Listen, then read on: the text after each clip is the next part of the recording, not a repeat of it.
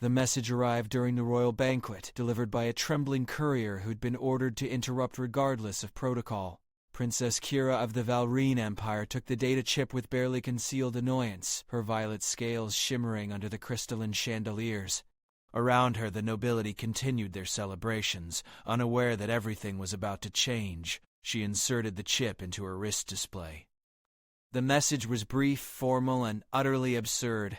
The humans were requesting her presence at Outpost 7, a neutral station on the border between Valreen space and the expanding territories of Earth. They wanted to discuss recent incidents involving human vessels. Kira nearly laughed aloud. Humans, the galaxy's newest players, barely 3 generations into interstellar travel. They'd stumbled onto faster-than-light technology the way children stumble onto their parents' weapons, and now they thought themselves worthy of diplomatic audiences with the Valreen Empire, a civilization that had ruled this sector for 4,000 years. "Tell them I'll consider their request," Kira said dismissively, handing the chip back to the courier. "There's more, Your Highness." The courier's voice dropped to barely a whisper. "The human representative. It's her." "Her? Who?" The courier leaned closer, and Kira saw genuine fear in his eyes. "Queen Victoria Cross." The name hit Kira like a physical blow. Around her, the conversations had stopped. Everyone within earshot had frozen, their attention locked on the courier's words. In the sudden silence, Kira felt her twin hearts begin to race. "That's impossible," she said, but her voice lacked conviction. "Victoria Cross is a myth, a story humans tell to make themselves sound dangerous." Her chief advisor, Commander Drake, approached the table with swift, urgent steps. His expression told Kira everything she needed to know. The legend was real, and she was being summoned to meet her. "Your Highness, we need to talk privately. Now." Kira rose from her seat, her appetite gone. She followed Drake through the palace corridors to her private study, her mind racing. She'd heard the stories, of course. Everyone had. But stories were just stories, propaganda meant to inflate humanity's importance in a galaxy where they were little more than aggressive newcomers. Drake sealed the door behind them and activated the privacy field. "You cannot go to this meeting. I'm a princess of the Valreen Empire. I don't hide from humans. You don't understand." Drake pulled up holographic files, images, and reports flooding the air between them. Victoria Cross isn't just a diplomat. 3 years ago, the Kryn warlords captured a human science vessel. 20 researchers held hostage. The Kryn demanded territorial concessions. Earth sent Victoria Cross. Kira had heard this part, and she negotiated their release. So what? She's a skilled diplomat. She walked onto the Kryn flagship alone, unarmed. She was in there for 40 minutes. When she walked out, all 20 hostages were with her, and the Kryn warlords had signed a treaty ceding 3 border systems to human control. Drake paused, and his voice dropped. The warlord who'd taken the hostages was never seen again. Neither were his top 5 commanders. The Kryn won't talk about what happened in that room. Kira felt a chill run down her spine, but she forced herself to remain calm. Assassinations and intimidation. Crude tactics. We've seen worse. That's not all. Drake pulled up more files. The Taurian Collective tried to blockade human trade routes 2 years ago. Earth sent Victoria Cross to mediate. She spent 1 week on their capital world. At the end of that week, the Taurian economy was in freefall. Their stock markets collapsed. Their currency became worthless overnight. Their government fell within a month. He looked at Kira directly. No shots fired. No ships deployed. She destroyed an empire with spreadsheets and leverage. You're exaggerating. I'm not. And there's more. The Zenthari Dominion, the Kelvaran Coalition, the free worlds of Arcturus. Every species that's challenged humanity in the last 5 years has dealt with her. And every single one of them either backs down or collapses. Drake's voice became urgent. Your Highness, whatever the humans want, give it to them. Do not negotiate with Victoria Cross. You cannot win. Kira's pride flared hot and bright. I am the heir to the Valreen throne. I will not bow to a human, legend, or not. Prepare my ship. We leave for Outpost 7 immediately. The journey took 3 days at maximum warp. Kira spent every hour researching, digging through intelligence reports and intercepted communications. The more she learned, the less she understood. Victoria Cross had no military background. She'd been a corporate negotiator before entering government service. She was 34 years old. She'd never commanded a fleet or led troops into battle. Yet everywhere she went, empires trembled. Kira's intelligence officer, a sharp-minded woman named Lisa, compiled a psychological profile. She exploits fear and information asymmetry. She makes her opponents believe she knows everything about them while they know nothing about her. Gold warfare at its finest. Then we'll call her bluff, Kira said. Humans are good at making noise. We'll see how she handles real power. Outpost 7 appeared on their view screen, a spinning wheel of metal and light hanging in the darkness between stars. It was neutral territory maintained by the Galactic Council, a place where species could meet without the weight of their respective military forces hanging overhead. Kira's ship docked smoothly. She wore her full ceremonial armor, deep purple and silver, a statement of Valreen's strength and history. She brought an honor guard of 12 warriors, each standing over 7 feet tall, their scales gleaming, their weapons prominently displayed. The station's administrator, a nervous Quellan diplomat named Administrator Patel, met them at the airlock. Princess Kira, welcome. Queen Victoria is waiting in Conference Room 7. She arrived 2 hours ago. Let her wait longer, Kira said coldly. I'll require refreshment first. And I want a full security sweep of the conference room. Already done, Your Highness. The room is secure. But I must inform you that Queen Victoria requested minimal security presence. She's alone except for 2 human guards. Kira smiled. Arrogance. The human queen thought she could intimidate through displays of confidence. Very well. Take me to her. They walked through the station's curved corridors, passing dozens of species going about their business. Some stopped to watch Kira's procession. Others quickly moved aside, unwilling to obstruct Valreen royalty. Conference Room 7 was simple and functional, round tables surrounded by adaptive seating, view screens built into the walls, and there, sitting calmly at the far side of the table, was Victoria Cross. Kira had expected someone imposing, perhaps, enhanced with cybernetics or genetic modifications. Instead, she found a woman of average height, dark-skinned, with close-cropped hair and eyes that seemed to absorb light. She wore a simple black suit with no ornamentation except a small silver pin on her lapel, the emblem of Earth. Victoria stood as Kira entered, a gesture of respect that somehow felt more like a predator acknowledging prey. Princess Kira, thank you for coming. Please, sit.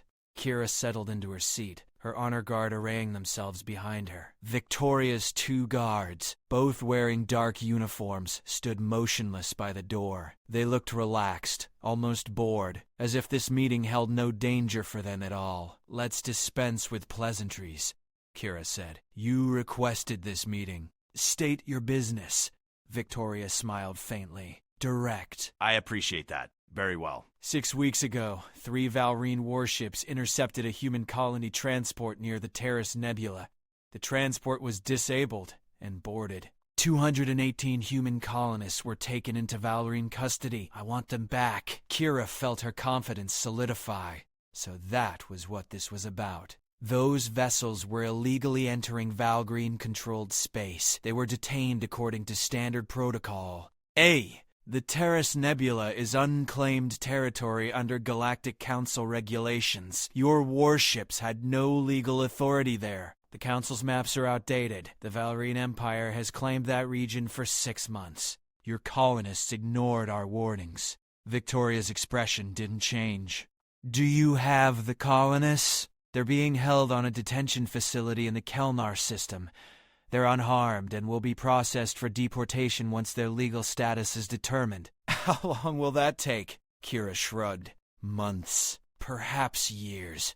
Valreen bureaucracy is thorough. I see.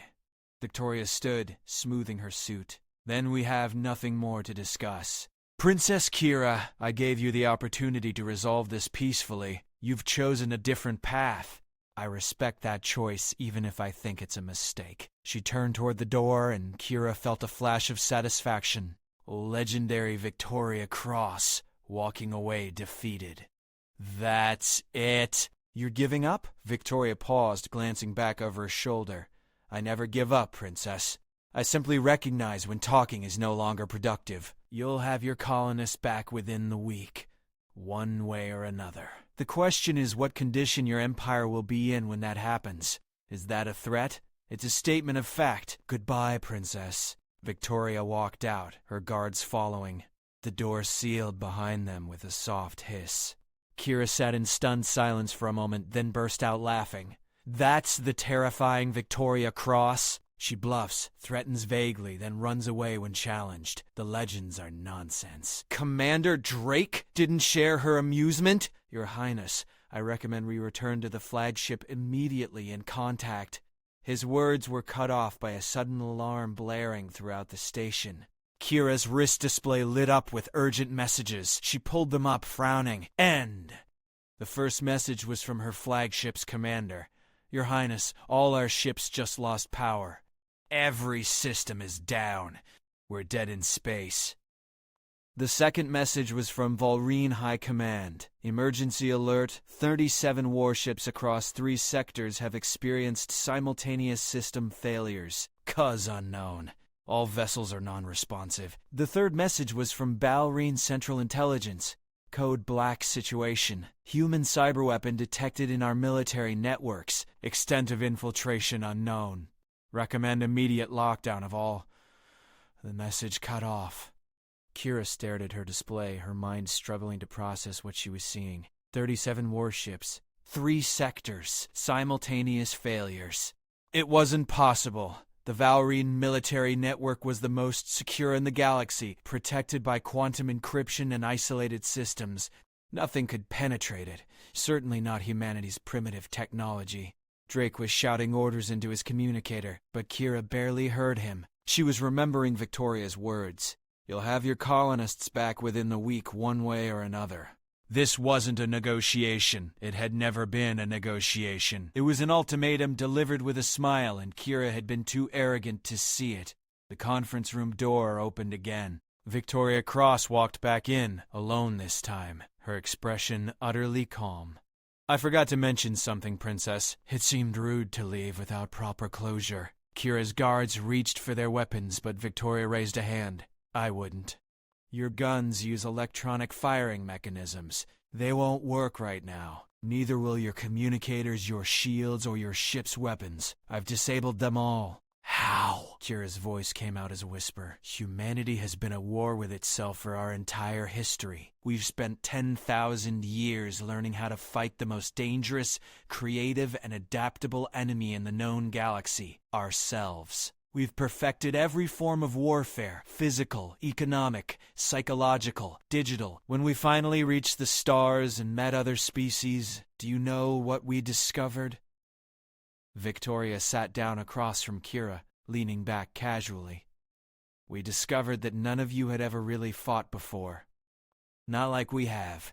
You have territorial disputes, skirmishes, the occasional war. But you've never known total war. You've never had to develop doctrines for mutual assured destruction.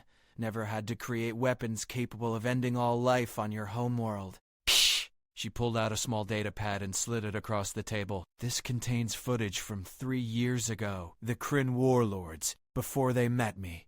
Watch it. Kira picked up the pad with shaking hands. The footage showed massive warships, brutal combat, enslaved populations. The Kryn had been one of the most feared military powers in the region. Now watch this. Victoria tapped the pad, and new footage appeared. Kryn worlds. Silent and dark. Their economy flatlined. Their military scattered and leaderless. Their government fractured into warring factions. I spent 40 minutes with their warlord. In that time, I explained exactly how Earth had infiltrated their systems, compromised their leadership, and prepared economic weapons that would destroy them. I gave him a choice, peace or annihilation. He chose peace. Then he chose to disappear rather than face his people's judgment for being outmaneuvered so completely. Kira couldn't look away from the images. Entire civilizations brought to their knees without a shot fired. The Taurian collective thought their economic power made them invincible, Victoria continued. They didn't realize humans had spent centuries perfecting market manipulation, insider trading, and economic warfare. We crashed their markets in 72 hours. It took them months to understand what we'd done, and by then, it was too late. Why are you telling me this? Kira asked. Because I want you to understand your situation clearly. Right now, human operatives are inside every level of your government and military. We've been there for weeks, mapping your systems, identifying vulnerabilities, establishing control points. We can collapse your economy tomorrow. We can turn your military against itself. We can make your people lose faith in your leadership. Victoria's voice remained calm, almost kind. Or we can be your greatest allies. Earth doesn't want your territory or your resources. We want respect, and we want our people safe. That's all. Kira felt tears forming in her eyes, though whether from rage or fear she couldn't tell. You're threatening my entire civilization over 200 colonists? No, princess. I'm teaching you a lesson about consequences. You took our people because you thought humans were weak, insignificant, not worth respecting. You thought there would be no price to pay. You were wrong. Victoria stood again. I'm going to walk out of this room now. In exactly 1 hour, your systems will come back online. You'll have full functionality restored. At that time, you can make your choice. Release our colonists and sign a non-aggression pact with Earth, or refuse and watch what happens when humanity stops being polite. She moved toward the door, then paused. One more thing. If you choose war, know that we won't fight you the way you expect. We won't send fleets to conquer your worlds. We'll simply make it impossible for you to function as a civilization. Your ships won't fly. Your communications will fail. Your economy will crumble. Your people will turn on each other, wondering how their mighty empire became so helpless. And through it all, most of them will never even know Earth was responsible. That's how humans fight, princess. We make our enemies defeat themselves. Victoria left, and this time she didn't come back. Kira sat in silence, her mind reeling. Drake was talking to her, asking questions, but she couldn't focus on his words. She kept thinking about the footage, the fallen empires, the quiet efficiency of humanity's approach to warfare. The Valreen Empire had ruled for 4,000 years through military might and intimidation. They'd never encountered an enemy that fought with such precision, such ruthlessness disguised as diplomacy. They'd never faced someone who could destroy them without ever raising a weapon. An hour passed. Exactly 60 minutes after Victoria's departure, Kira's systems came back online. Her communicators sparked to life. Her guards' weapons powered up. The flagship reported full functionality restored. It was a demonstration of power more terrifying than any weapon. Humanity could turn the Valreen military on and off like a light switch. Kira activated her secure channel to the Valreen High Council. Her father's face appeared, his expression grave. Kira, what happened? We lost contact with 37 ships and then everything came back online. Our intelligence services are going insane trying to understand what— Father, I need emergency authority to negotiate a treaty with Earth. There was a long pause. What did she say to you? Kira realized her father knew exactly who she'd met with. She didn't say anything that wasn't true. Father, we've underestimated them. Badly. If we don't make peace now, they'll destroy us without ever firing a shot. The Council won't agree to show weakness, and the Council will watch our empire collapse within a month. I've seen what happens to species that fight Victoria Cross. Double off, and she doesn't lose. Kira's voice became urgent. We need to release the colonists immediately and open formal diplomatic relations. We need to do it today. Her father studied her face for a long moment. I'll convene an emergency session. Send me everything you have. The call ended, and Kira slumped in her chair. Commander Drake approached cautiously. Your Highness, are you all right? No, Kira said honestly. I'm terrified. For the first time in my life, I've met someone more dangerous than our entire military. And the worst part is, she gave us a chance to walk away. She tried to be merciful. What do we do now? Kira thought about Victoria's calm expression, her absolute confidence, the casual way she demonstrated humanity's power. She thought about the empires that had challenged Earth and the empty spaces where those empires used to be. We do exactly what she asked. We release the colonists, we sign the treaty, and we pray that humanity decides we're more useful as allies than as examples.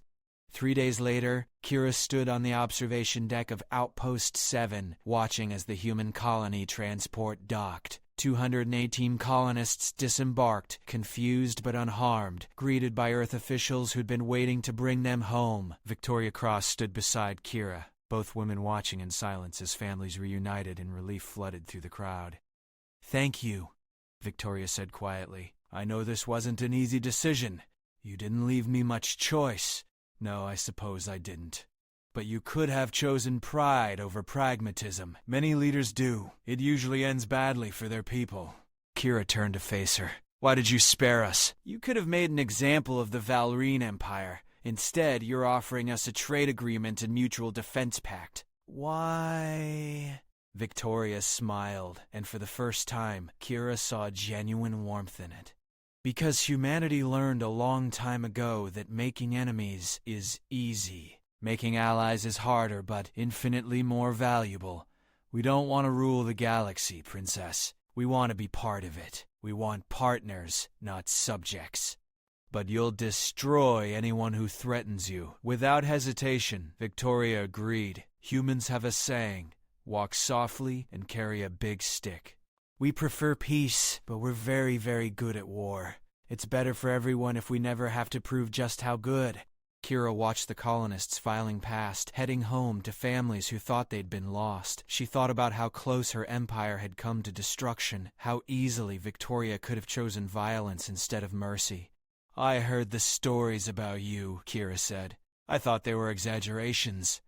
"They are," Victoria replied. "The truth is usually simpler and scarier than the legends. I'm just a negotiator who understands leverage and isn't afraid to use it. The Kryn warlord. What really happened in that room?" Victoria's smile faded. "I showed him what we'd done to his systems. I explained that we could broadcast his personal communications to his entire empire. I described exactly how we'd manipulate his subordinates into betraying him. And then I gave him a choice. Sign the treaty and retire quietly, or refuse and watch his legacy burn."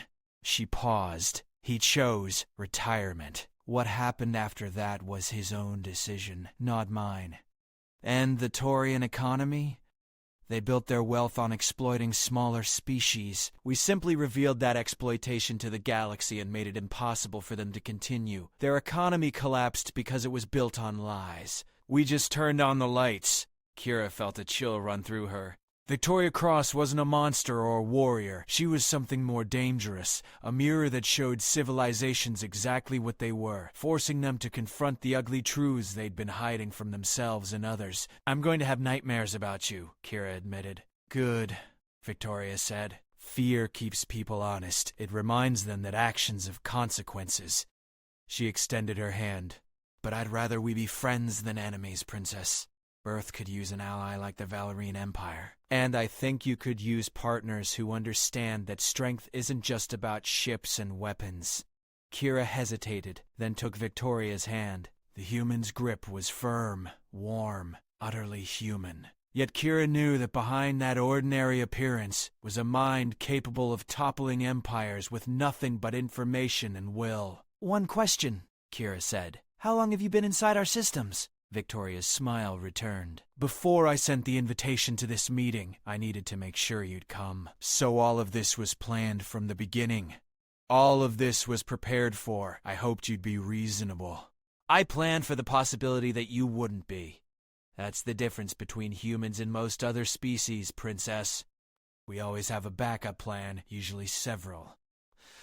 The last of the colonists passed through the airlock, heading home. Victoria released Kira's hand and turned to leave. "Queen Victoria," Kira called after her. "What would you have done if I'd refused? If my empire had chosen war?"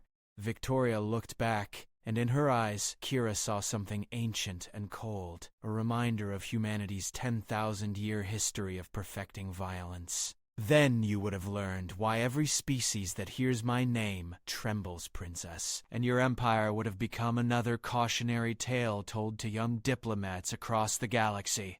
She smiled gently. I'm very glad we didn't have to find out. She walked away, leaving Kira alone with her thoughts. The Valreen princess returned to her flagship, which was now fully operational and completely compromised. She'd ordered a full security audit, but she knew they'd never find all of humanity's infiltration points. Victoria Cross had made sure of that. As her ship prepared to depart Outpost 7, Kira received a final message on a private channel.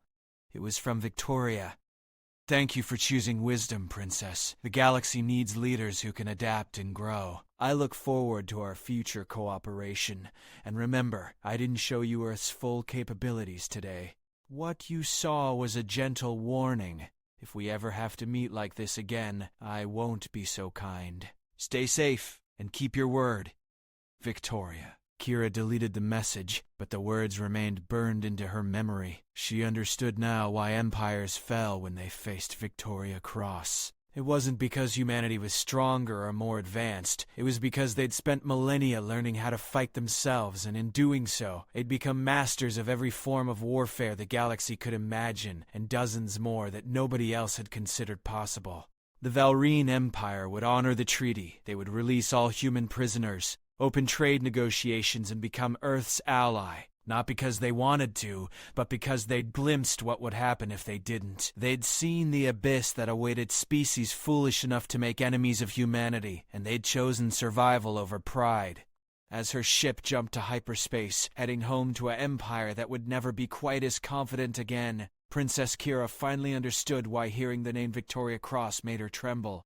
It wasn't fear of what the human queen had done. It was fear of what she could do, what she was always prepared to do, and the terrible efficiency with which she would do it if given no other choice. Humanity had walked softly into the galaxy, offering friendship and trade.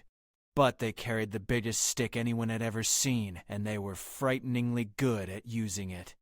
That was the lesson Victoria Cross taught to every empire that challenged Earth, and it was a lesson that, once learned, was impossible to forget.